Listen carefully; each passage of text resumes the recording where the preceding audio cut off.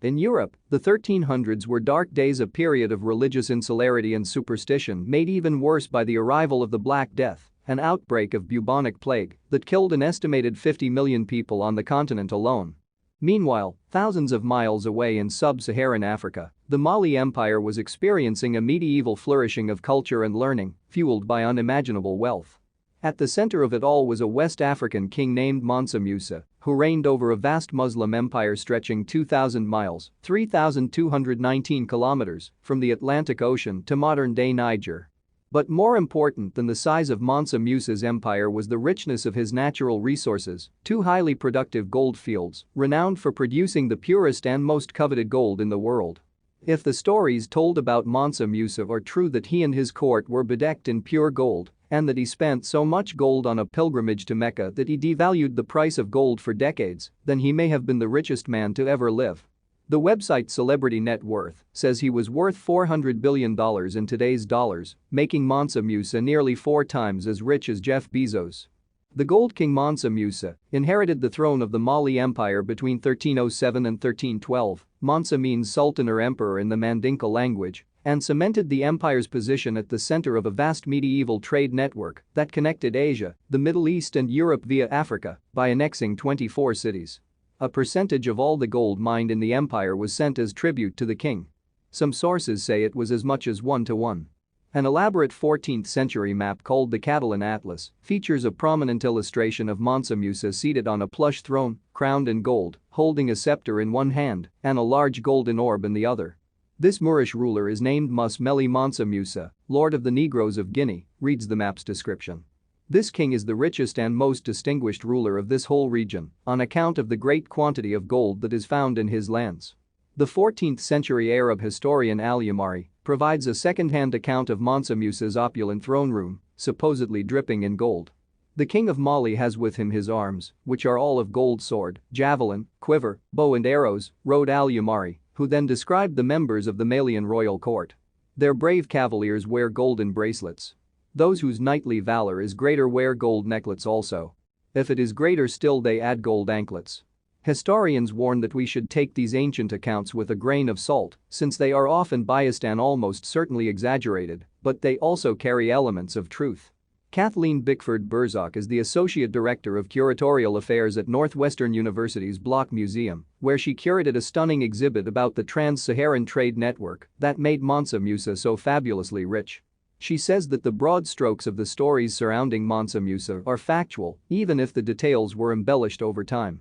Certainly Mansa Musa and other rulers from these West African kingdoms had access to huge amounts of wealth, and the gold itself was considered the purest, most valuable gold of its day, says Burzak.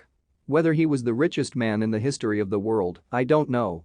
Mansa Musa goes to Mecca. A devout Muslim, Mansa Musa wanted to complete the Hajj, the annual pilgrimage to Mecca, the holiest city in Islam.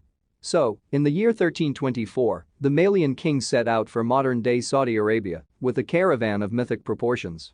According to Al-Yamari, the Islamic scholar who was born a decade after the famous Hajj, Mansa Musa's caravan swelled to 60,000 people, including 12,000 slaves and countless court officials, soldiers and singing poets called griots. As for traveling money, Al-Yamari said that Mansa Musa brought 100 loads of gold for the trip. If a single load equals 100 pounds, 45 kilograms of gold, as some estimate, that's a lot of bullion. The journey to Mecca and back took a full year with long layovers in Cairo. According to Al-Yamari, Mansa Musa went on an epic spending spree in the Egyptian capital, handing out gold like it was candy. The man flooded Cairo with his benefactions, wrote Al-Yamari. He left no court emir, no holder of a royal office without the gift of a load of gold. The Carenes made incalculable profits out of him and his suite in buying and selling and giving and taking. They exchanged gold until they depressed its value in Egypt and caused its price to fall. That's right. The exchange rate for gold fell throughout the Middle East because of the shopping habits and courtly bribes of a single man. And according to some sources, gold prices stayed down for a decade. Salt above gold. Mansa Musa was so crazy wealthy because he sat atop the medieval world's most vibrant trade network. The hunger for West African gold was so great that traders were willing to cross the Sahara Desert to get their hands on it. That journey by camel caravan took 3 to 4 months, with stretches of 10 days or more between stops, says Burzak. It was a really demanding and arduous journey, with some considerable risk. But the risk was worth the reward. West African gold was literally the gold standard, and kingdoms across the world wanted to mint their gold currency with the purest material. Surprisingly, the commodity that was most prized in gold-glutted Mali was salt. It was even used as a currency there.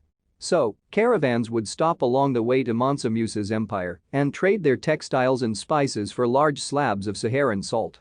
The medieval Arab writer Ibn Battuta claimed that the Saharan outpost of Tagaza was so rich with desert salt that its buildings were made of pure rock salt.